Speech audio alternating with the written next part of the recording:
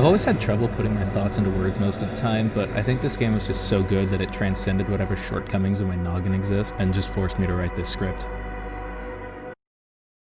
Anyway, this is a video about a game called Ultrakill.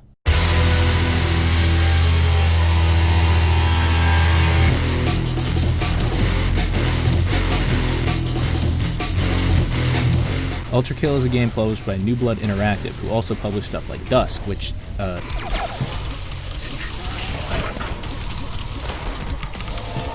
yeah, I think it's fair to say I got pretty into that game. They also published a Medieval and Gloomwood, both of which I've never played, but they seem to have roughly the same old-school quick-style FPS kind of thing going on, which isn't a bad thing in the slightest. So when I heard they were publishing a new game, I downloaded it, and then didn't actually play it until the next day.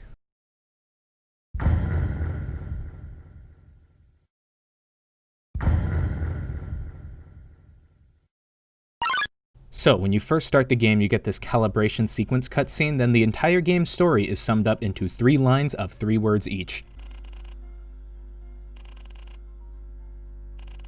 Succinct. And there's a movement tutorial. Then, after all that, they both give you a weapon and show off the title of the game.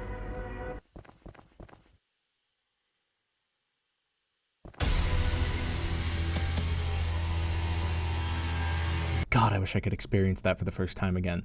This is when the fun starts. The first level has a couple more tutorial things as well, including piercing shot and glass breaking.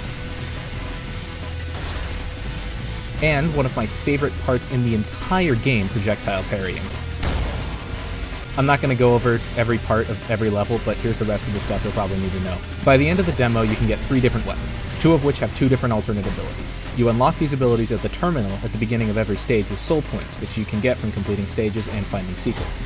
You're not locked to one specific ability after leaving the terminal. You can switch between them whenever you like. The weapons and abilities you can get are the revolver, with, by default, the piercing shot. It does exactly what it says it does.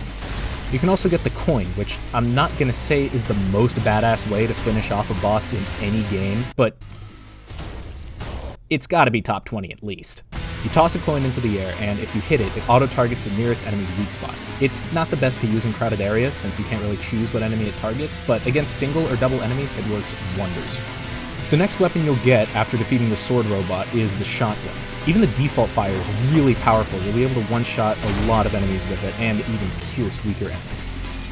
The default alternate fire is an explosive you can charge for distance. It's simple, but extremely effective against large groups. The other alternate you can get is a sort of charge shot, where you can load extra shells in, lowering accuracy but increasing damage. You can load 3 normally, but any more than that and your gun will start beeping, and when you fire it, well,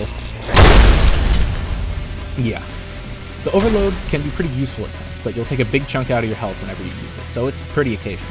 Just loading the 3 shells does a ton of damage, not to mention you can actually parry the shot the second it comes out of your gun for some extra power. The last weapon you get is the nail gun. Again, it's simple to use. You just hold down the shoot button and wait for it to spin up a bit. The alternate fire admittedly took me a little bit of time to see. Basically, all it does is it fires a magnet that can stick to the ground or to enemies, and it attracts all the nails fired in its general direction. And that's all the weapons. There's bound to be more abilities and new weapons on full release, but the weapons aren't the only thing that makes this game as fun as it is.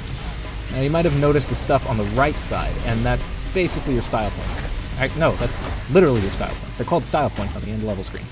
It's a bit like Devil May Cry, where your score goes up the more combo you get, and you get bonuses for switching to a new weapon, getting a bunch of kills at a time, projectile reflection, and a bunch of other stuff. And that's pretty much all the objective stuff out of the way. So let's move on to the not that.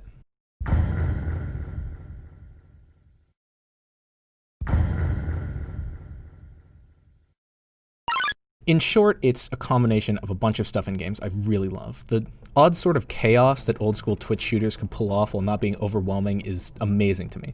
The combination of pounding drum and bass music playing with a large amount of enemies that you need to hack and slash and shoot your way through. In my case, in the most creative way I can think of in a few seconds I have before I get swarmed, it's always a fun experience to me.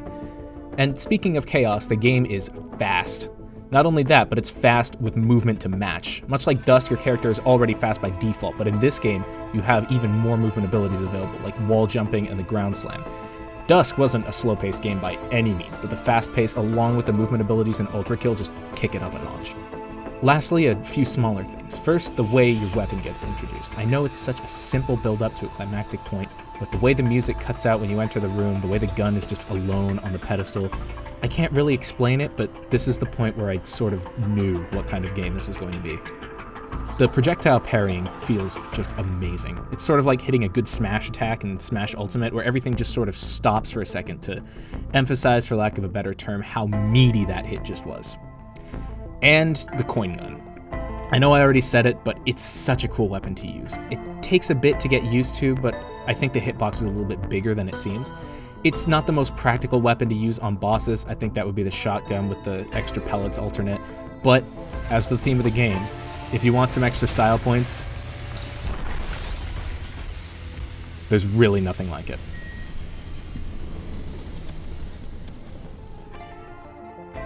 So there it is, Ultrakill.